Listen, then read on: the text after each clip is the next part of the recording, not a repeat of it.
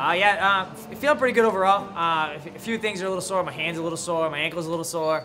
But I'm itching to get back into training. It'll take me a couple more weeks before I'm back at 100%. Is a loss always a loss, or does that loss hurt more? I mean, every loss sucks. I mean, that's always the case. It always stings a little bit, but that's the way it goes. We can't win every single fight. As long as I'm happy with my performance, which if I train hard and I fight hard, then I'm happy. I really don't care win or loss. I mean, obviously you'd like to win them all, but it's more about like how training went. Just sometimes you have a bumpy road. Sometimes you have a hard training camp and you fight the best of your ability, and sometimes you come up short, sometimes you win. It's the way it goes. Can you tell us about your camp training? I mean, camp was definitely tough. I banged up my hand a little bit during training. I felt like I was in good enough shape to fight. It was right at the very end of camp. But obviously camp was short. It wasn't quite as good as I hoped it would be. But it's the way it goes. I've had so many fights where I've had really, really bad camps, and then I go on and win. Before I fought Melvin Gall, I had like the worst camp ever. And I go out there and I drop him with a punch and choke him out like right away. So I think that I have it in me to end fights quickly. So even though I didn't have the best camp, I still thought I had a good fighting chance. I just came up a little short this time. Evan Dunham is awesome, very, very good. But that's the way it goes. Now, a lot of your earlier fights, of course, were a sequence of never-ending bonuses. Yep. Does it ever cross your mind, like maybe that was a product of your youth, perhaps, and it might be a little harder to keep that up? Or does it matter to you at all? Because that's obviously life-changing for a fighter, especially starting out. Yeah, I mean, bonuses are definitely still, a big part of, fighting. But I think I've fought some tougher guys. I think I've had some tougher fights. Last couple fights haven't been the best for bonuses, but I still get 13 bonuses in like 20 fights. So I mean, I'm still doing pretty well with them.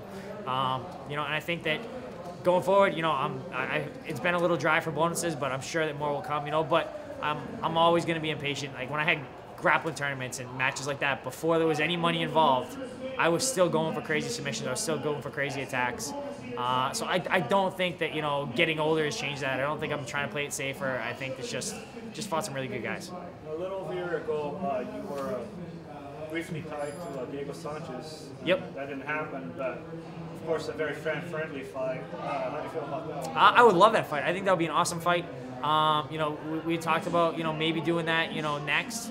But it really comes down to time. I want to make sure that so like my last fight, I didn't get to put in the best last couple weeks. So going forward, I want to make sure my hand's 100%. I don't want to try and rush things. You hear all the time about guys, they hurt their hand and then it becomes a plague and they're constantly re-injuring themselves. And I don't want that to be me. So if I have to take a little bit extra time now to let my hand recover, I'm gonna do that. If Diego wants to wait or if he wants to fight someone else and then we fight, I'm down for that. But I think that would be a really exciting fight. People were going crazy for that fight. I think it'd be a good one. So what's a realistic window for your return to the octagon? It depends on my hand. I have to. I'll probably won't start boxing for the next month. Punching with it, and if that feels good, maybe fight. Maybe late April, maybe May. If it's a little sore, it doesn't go so well. Maybe a little longer. The only time you fought in the UFC in Boston, was that the Michael Johnson fight? No, I fought Gabe Rudiger. The first time they came to Boston. I think that was like 2010 maybe. Oh, okay. Yep. So Michael Johnson fight was not so good, but Gabe Rudiger fight was awesome. We pounded that guy. It was like, definitely a good night. How does it feel just being out here just as a fan? I love fighting in Boston, but there's also a lot of extra pressure. It's great having so many, people behind me here and having hometown advantage, but at the same time, it's also a lot less stressful, fighting away.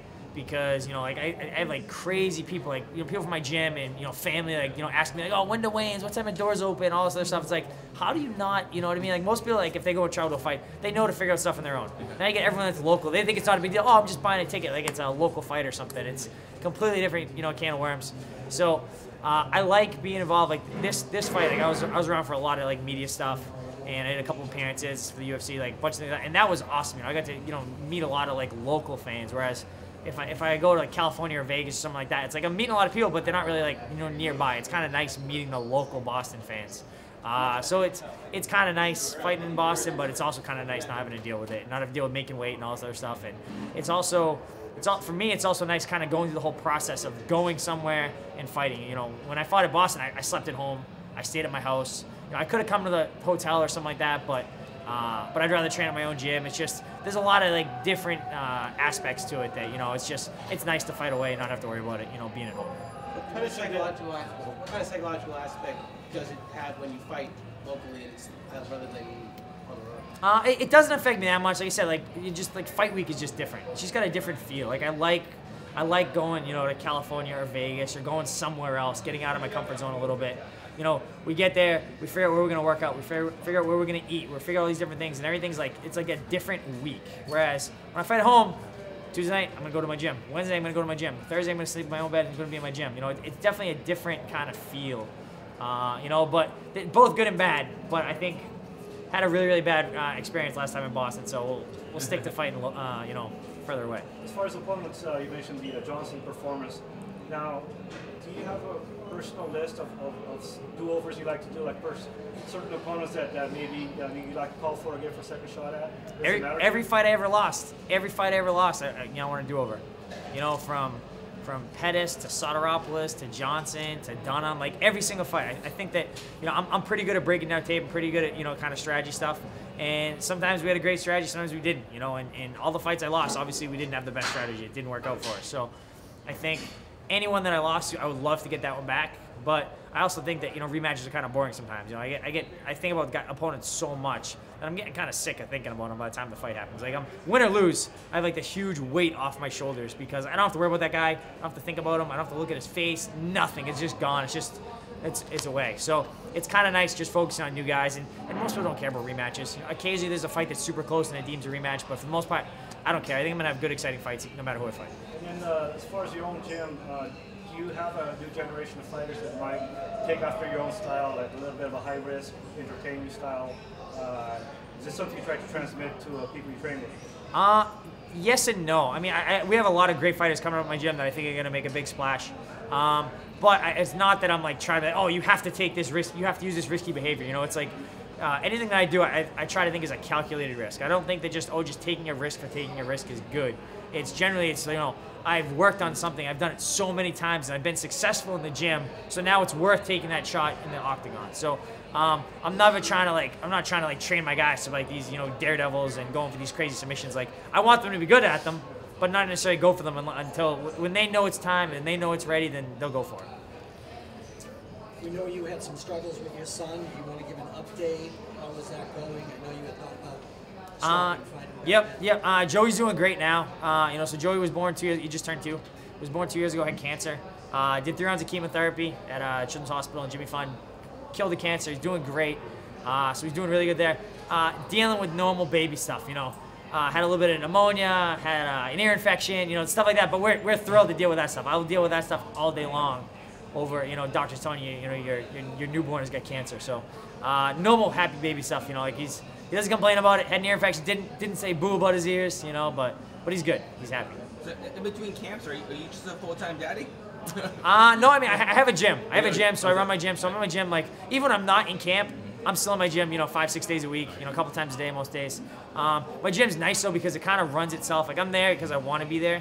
But like if you know Friday I can't get there because I know the class is gonna be outside. It's gonna run. You know, but I really like training. I really like teaching classes. I think it helps me as a fighter. Helps me break down things. It makes me better. But I get to spend a lot of time with my kid. You know, so if I'm not in the gym, I get Joey. What do you think? Like, what's your couple of days like in the gym like for you as far as teaching classes? What do you do exactly? So I usually focus on the grappling classes, you know, because there's other guys in my gym that I think are better kickboxing, better teaching kickboxing. But I love jiu-jitsu, like it's my favorite. So I teach a lot of grappling classes. So even when I'm in camp, like so Monday, Wednesday, Friday, I'll run like my 10 a.m. class. So I'll teach my class, and whatever I want to work on for that camp is whatever we're gonna work on, you know, during that. And I don't care. We'll do like 2 months of arm triangle chokes or like something very specific. But my guys will be awesome at them by the end.